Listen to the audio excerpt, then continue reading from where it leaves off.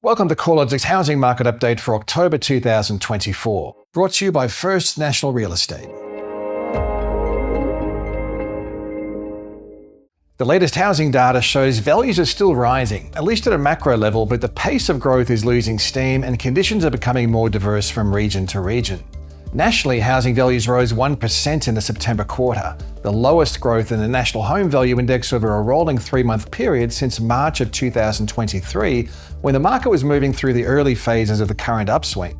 Demonstrating the diversity of housing conditions, 4 capital cities recorded a fall in dwelling values through the September quarter, led by Melbourne, where housing values were down 1.1%, and Canberra, Hobart and Darwin also recorded declines over the quarter.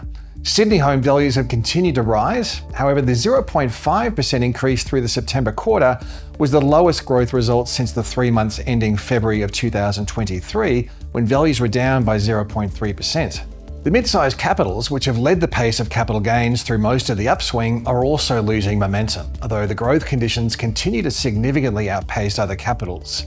Perth values are up 4.7% through Q3, easing from 6.2% in the June quarter. The quarterly gains in Adelaide look to have also reached a peak at 4% through the quarter, and Brisbane's quarterly rate of growth has eased back to 2.7%, the lowest rise over a rolling 3-month period since April of last year. The slowdown in the pace of growth comes as homeowners increasingly look to sell. The flow of new listings coming onto the market was tracking 3.2% higher than a year ago nationally, to be 8.8% higher than the previous 5-year average for this time of the year. The rise in real estate inventory is a seasonal trend, with spring and early summer one of the busiest periods of the year for selling. However, the flow of freshly advertised housing stock hasn't been this high at this time of the year since 2021. Alongside the rise in real estate listings, we've also seen vendor metrics soften, signaling weaker selling conditions. Auction clearance rates have wound back to the low 60% range across the combined capitals, which is about 4 percentage points below the decade average.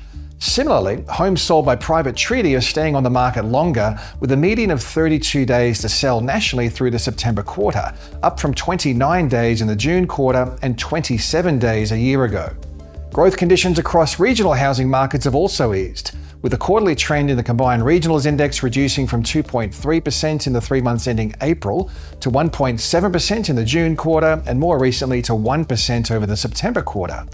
Similar to the capital city trends, regional parts of Western Australia, South Australia and Queensland are leading the regional housing trends, while values are trending lower across regional Victoria and regional Tasmania. Rental growth is also settling down, with our national rental index rising by just 0.1% over the September quarter, the smallest change over a rolling 3-month period in 4 years. Sydney, Brisbane and Canberra all recorded a reduction in rents over the quarter, and rental growth is clearly losing steam in most of the other capital cities. The slowdown in rental growth is likely to be a factor of both easing net overseas migration alongside rental affordability pressures, forcing a restructuring of demand. Net overseas migration is reduced by 19% from the record highs in the first quarter of 2023, helping to take some pressure off rental demand. With a portion of household income dedicated to rental payments at a record high, it's likely the average household size has continued to increase as group households and multi-generational households become more common, further reducing demand. Now let's have a closer look at each of the capital city housing trends.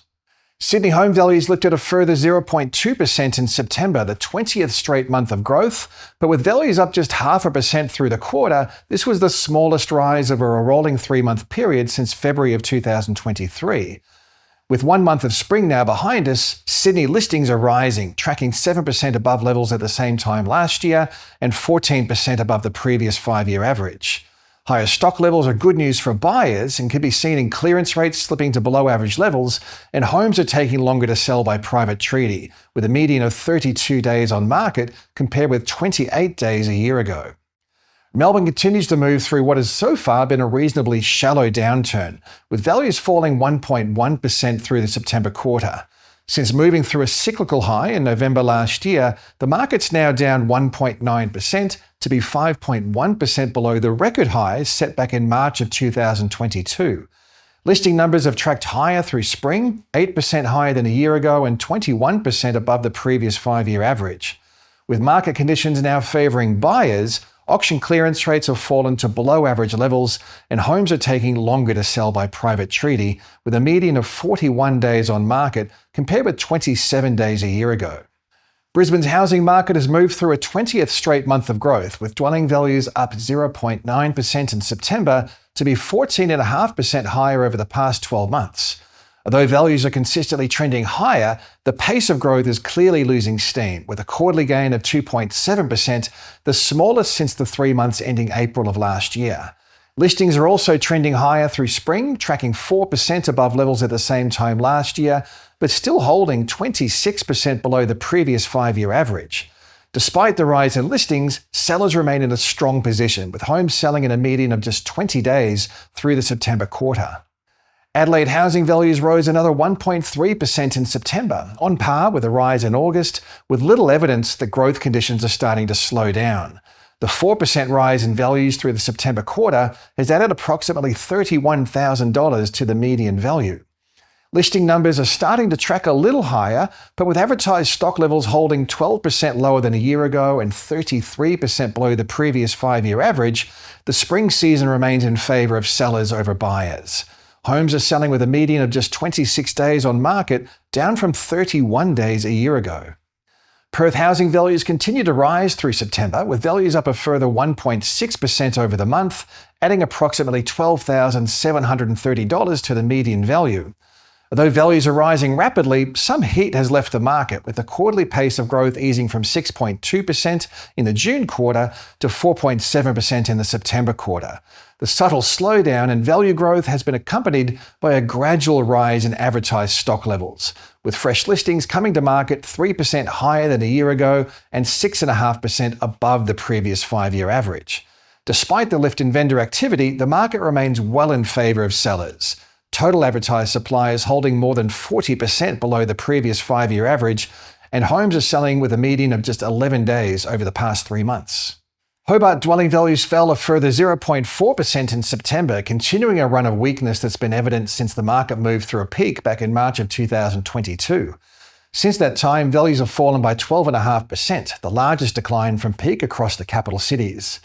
The weak conditions have been accompanied by a rise in advertised stock levels, where the number of homes for sale is tracking 33% above the previous 5-year average, but now 9% lower than at the same time last year.